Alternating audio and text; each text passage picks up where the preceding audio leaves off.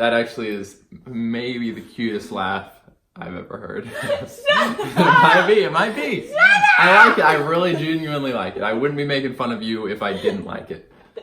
What's up, guys? How you doing? I'm Paul. I'm Morgan. And this is the Paul and Morgan, the Paul and Morgan Show. So as you all know, we are deep into this series. We're on part 5. The last video of this series, you guys. Yes, today's video is the engagement portion. Just like any of the other phases, this one's very important, and there's some stuff that's important to know. But guys, if you're new here, we are making Christian advice videos on life, love, and dating to help you have hope. And be free. So subscribe. And real quick, if you are loving this series and you're like, I'm just eating this stuff up, this is valuable information for me, I wanted to let you know Morgan and I are writing a book.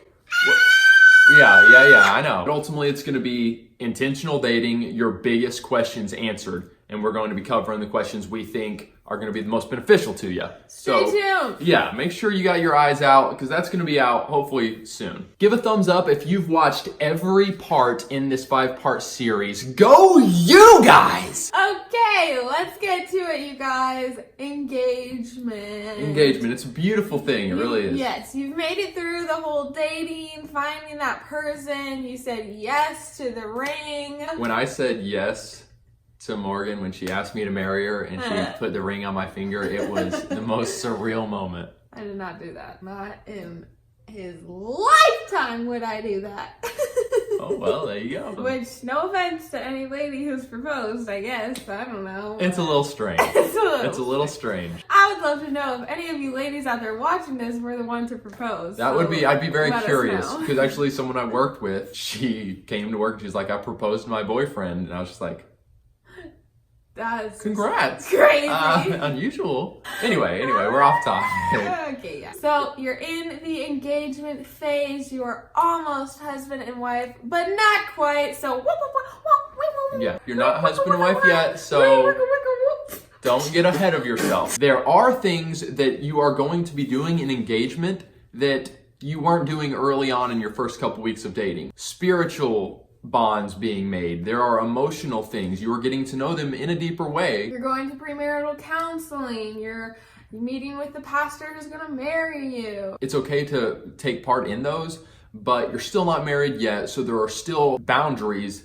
that you need to uphold. We would almost say that because you're engaged and because you're so close to the marriage, the wedding date, to be even a little bit more strict with your boundaries, because it's so much easier in your mind. You're like, well, we're gonna get married, so who cares if we make out? It is ripe for compromise. Yes, engagement it is. is ripe. So having those accountability partners, having those boundaries set, and written out, and written down, and stuck in the mud. And stuck in the mud. Let me tell you, many engagements get broken.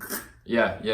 We have a friend that they were the week of the wedding and then they decided this isn't supposed to be and they called it off. That right there, and that's not crazy uncommon. So Morgan, they've entered into the engagement period. One, we would encourage it not to be prolonged. We've mentioned this in other videos. We would very much counsel you, let this period be quick rather than prolonged. Yeah. The more you prolong it, when you are so in love with this person and so eager to marry them, it just creates more room for sexual temptation. You've literally established this is the person I'm going to be with, and then you prolong your engagement for 2 years. I mean, that just creates a lot of room for slipping up. That's our counsel, of course, people have gone 2 years of engagement and not fallen into sexual sin. Once again, I would say that's probably rare. The more rare. I'll just say that I would not have wanted to go 2 years. After I asked you to marry me, I would not have wanted to go 2 years. Heck no. Before the wedding day. 2 months after being engaged, I was like, okay, let's get married. But we had 2 more months to go after that. Some things that change a little bit once you're in engagement is, one, you might be connecting more with their family. Oh. Meaning like long distance, like family members, and like just really getting to know really getting to know the family now. What Because you're it's like, getting into. yeah, it's like once you're engaged, the family realizes, oh, okay, this is like really serious. Like we should probably like bring them in and Vet like them. let them really get to know who we are. And Open so up, yeah. hopefully show them more of our flaws. So one, prepare yourself because you might see some things that you didn't see when you were dating, and you're like, oh wait, what? Yeah. Ultimately, marriage is between you and the person, and the shortcomings of the family, the weirdnesses, hopefully won't turn you off too bad. Another thing that's a little bit different, I know that some people when they're dating, they do like premarital counseling to like see if they are compatible to get married. And then when they're engaged, they do a different type of counseling. Normally, I think people wait until they're engaged and then they go and do a premarital counseling program where it just like really deep questions are asked by someone else. Highly recommend that. Yeah, oh, so good. Paul and I did it, and we actually kind of did like counseling from like 2 different people, and it was really it good. challenges you, but in a good way. It asks practical questions to see if you guys are compatible and on the same page. By the time you're engaged, you probably have gotten a pretty good idea. You probably know this person, their character, but it's still, it's good to go through that stuff before you're married, because once you're married, you've sealed the deal. When you're engaged, you are probably going to be spending even more time together and like having conversations about marriage, which you probably have already had some conversations about marriage. Maybe a lot of them we had, when we were just dating. But when we were engaged, it was like, okay, like we're getting married, so let's talk about this. And those type of conversations, looking towards the future, talking about these big things, it can get rather intimate. And I think we'd say as long as you're being cautious and inviting accountability in, being wise, it's okay to let your conversation go a little deeper. It naturally is. Would you give them the okay to have sex conversations in engagement? I would say be very careful. I think that they will come up when you're engaged, like it just happens. But to know when to stop those conversations, if you start feeling temptation or you start feeling like, I just want to grab this guy's face and make out with them. You don't want them to start getting too steamy, but talking about some practical things having to do with sex is probably going to happen. It's okay if you treat them with wisdom. But that is our opinion, and you guys can decide on that for yourselves. And know that in premarital counseling, you'll have someone there that's guiding you, and they will talk about sex.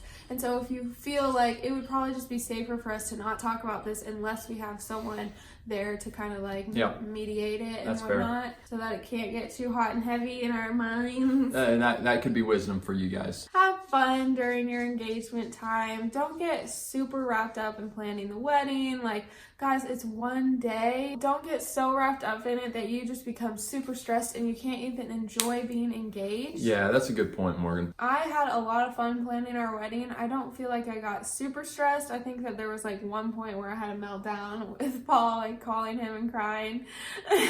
Guys, like the details will work themselves out. Grab someone that can help you plan the wedding. Don't try to take that all on your own. And just have a good time. Yeah, guys, you're about to get married and spend the rest of your life with someone that you care about. It's awesome. Right. We maybe didn't cover all the little specifics, so feel free to write them in the comments and let's keep the dialogue going. Comment below and let us know how long you think the ideal engagement should last. Make sure you keep your eye out for our new book, and if you haven't watched the 4 other parts in this series, we're linking them down below. Get to it. Shout out to our patrons. We love you guys so much. Thank you for your ongoing financial support, monthly support. Guys. You guys are incredible. Seriously, we could not keep doing this ministry, these videos without you, and we just are so thankful. And we're looking for things that we can do with our patrons and just to honor you guys and bless you guys. So let us know if you have more ideas. We're excited for our next private YouTube live with our patrons and for some special Patreon only things coming up. And thank you to the people who have been giving one-time Venmo donations. You guys are amazing as well. So yeah, if you want to become a patron or you want to give to Venmo, the links are both below. Morgan, we did it! 5 guys, honestly, doing a 5-part series was tough. Like that was more than we anticipated. We'll probably go back to and stick to like 3-part series. But Morgan, we did it, and I think we both feel a sense of accomplishment. We are the champions. Let's see if we can harmonize on the last note of the world. we didn't harmonize. All right, you guys have a wonderful rest of your day. We will catch you again very soon. Have hope. And be free. Today's video is the engagement portion. Start us off, Morgan.